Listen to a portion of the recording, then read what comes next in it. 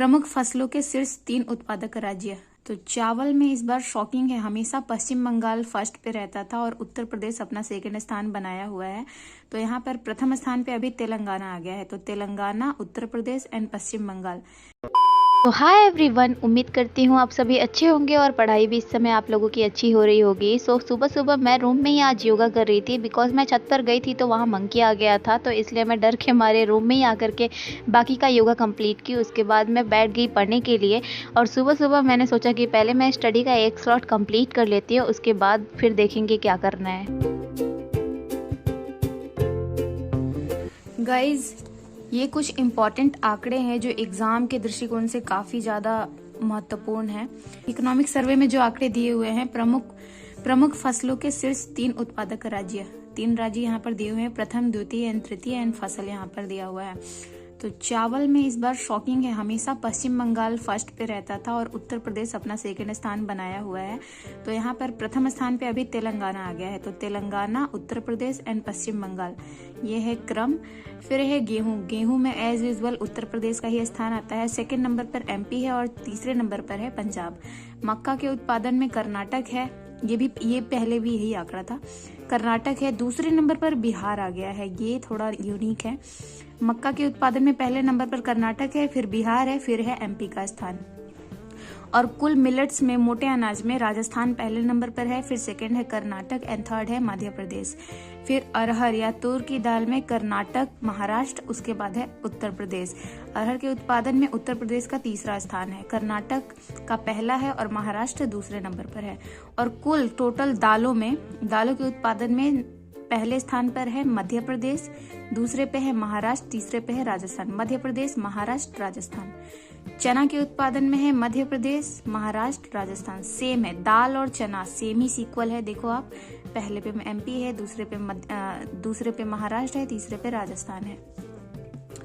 और कुल खाद्यान्न, फूड ग्रेन्स जो होते हैं, कुल खाद्यान्न में के उत्पादन में उत्तर प्रदेश पहले नंबर पर है, फिर है एमपी और है पंजाब। अब देखो, इसको आप इस तरीके से देख सकते हो कि कुल खाद्यान्न उत्पादन और यहाँ पर गेहूं का जो उत्पादन है, गेहूं के उत्पादन में भी सेम ही आंकड़ा है। उत्तर प्रदेश प्रथम स्थान पर, और फिर उसके बाद है द्वितीय स्थान पर मध्य प्रदेश है, यहाँ पर भी द्वितीय स्थान पर मध्य प्रदेश है, तीसरे स्थान पर है पंजाब। यहाँ कुल खाद्यान्न उत्पादन में तीसरे स्थान पर है पंजाब। तो यहाँ पर है फिर मूंगफली के उत्पादन में प्रथम स्थान पर है गुजरात, राजस्थान एंड थर्ड पर है मध्य प्रदेश। रेपसीड और सरसों, इसमें है पहले स्थान पर राजस्थान, दूसरे पे है उत्तर प्रदेश और तीसरे पे है मध्य प्रदेश। सोयाबीन के उत्पादन में पहले नंबर पर एज यूजुअल मध्य प्रदेश ही है, फिर सेकंड है महाराष्ट्र एंड फिर है राजस्थान। सूर्यमुखी के उत्पादन में कर्नाटक पहले स्थान पर है, द्वितीय पे हरियाणा है, तीसरे पर उड़ीसा है। तो ये आप याद रखना, सूर्यमुखी पहले नंबर पर कर्नाटक है, सेकंड हरियाणा है एंड तीसरा ओडिशा। कुल तिलहन उत्पादन में पहले नंबर पर राजस्थान है, फिर है मध्य प्रदेश और फिर है गुजरात। गन्ना उत्पादन में एज यूजुअल उत्तर प्रदेश प्रथम स्थान पर है, सेकंड पर महाराष्ट्र है और थर्ड नंबर पर है कर्नाटक। कपास के उत्पादन में गुजरात पहले नंबर पर है और महाराष्ट्र सेकंड पर है, तेलंगाना थर्ड पर। कपास के उत्पादन में गुजरात, महाराष्ट्र एंड तेलंगाना। जूट और मेस्ता, इसमें तो एज यूजुअल पश्चिम बंगाल ही पहले नंबर पर होता है, दूसरे पे बिहार और ये है असम। तो ये काफी इजी सा क्वेश्चन है। सो आपको याद रखना है, मेनली जो ड्रास्टिक चेंज मुझे लगा ये चावल के उत्पादन में पहले नंबर पर तेलंगाना का स्थान है। सो आपको याद रखना है और एकदम फ्रेश आंकड़े हैं ये। आप चाहो तो इसका एक स्क्रीनशॉट भी ले सकते हो। वैसे आप लोगों ने अगर दृष्टि करंट अफेयर का बुक खरीदा होगा तो उसमें होगा ही, तो आप पढ़ के जाना इसको। गाइज, एक और इम्पोर्टेंट फैक्ट है, यहाँ से देखते हैं। निर्यात की दृष्टि से शीर्ष 3 राज्य, मतलब कि भारत जो अपने सामान है किन राज्यों को भेजता है सबसे ज्यादा, तो सबसे पहले नंबर पर है यूएसए, सेकंड पे है यूएई एंड थर्ड पे है नीदरलैंड। और इधर एक आंकड़ा एक और दिया हुआ है कि आयात कहाँ से करता है, मतलब सामान अपने यहाँ पर कहाँ से, किस कंट्री से सबसे ज्यादा मंगाता है। तो सबसे पहले नंबर पर है चाइना 15.1%, सेकंड पे है रूस, काफी ज्यादा शॉकिंग है, मतलब सेकंड नंबर पर है रूस, तीसरे नंबर पर है यूएई एंड फोर्थ पे है यूएसए एंड फिफ्थ पे है सऊदी अरब। तो 9.1% रूस से भारत आयात करता है। तो चीन और रूस दोनों भाई भाई दोनों भाइयों से आयात करता है भारत। एंड थर्ड नंबर पर है यूएई, फोर्थ पे है यूएसए एंड फिफ्थ पे है सऊदी अरब। एंड मानव विकास संकेतक, जन्म के समय जीवन प्रत्याशा, सबसे ज्यादा हाईएस्ट जो जीवन प्रत्याशा है वो है केरल का, जिसमें एवरेज है 75 वर्ष 75 ईयर्स। पुरुष जो है एक ऑन एन एवरेज 71.9 वर्ष जीता है, और वहीं महिला का देखो आप कितना ज्यादा है, मतलब इनकी तुलना में, पुरुषों की तुलना में 70 वर्ष 78 वर्ष, और ऑन एन एवरेज है 75 वर्ष। सबसे फिसड्डी राज्य है यूपी, हमारे उत्तर प्रदेश सबसे ज्यादा फिसड्डी है जीवन प्रत्याशा के मामले में।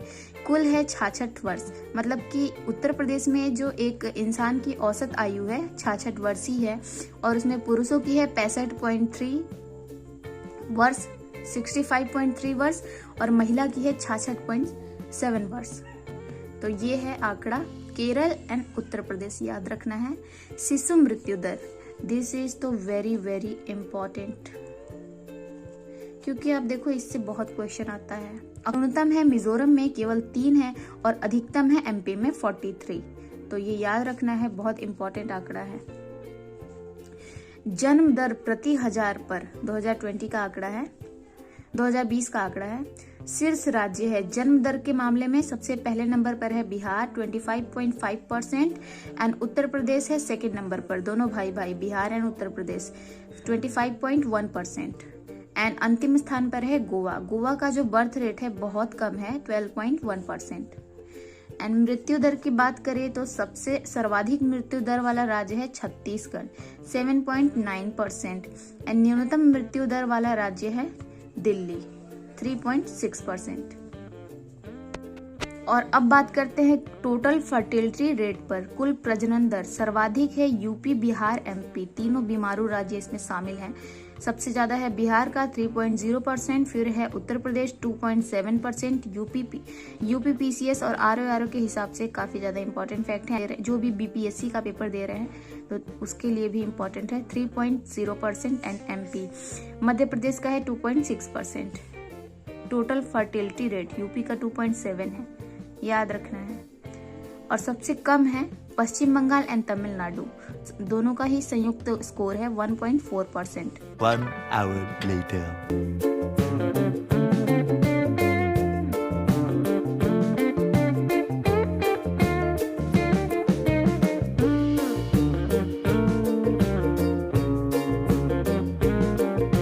सो गाइस, सुबह मैंने स्टडी का 1 स्लॉट तो कंप्लीट कर लिया था। उसके बाद मैं फ्रेशन अप हो गई थी और फिर वापस से मैं पढ़ने के लिए बैठ गई, क्योंकि मुझे अभी भूख लगा नहीं था। तो मैंने सोचा कि अभी स्टडी का 2nd स्लॉट भी कंप्लीट कर लेते हैं पढ़ के।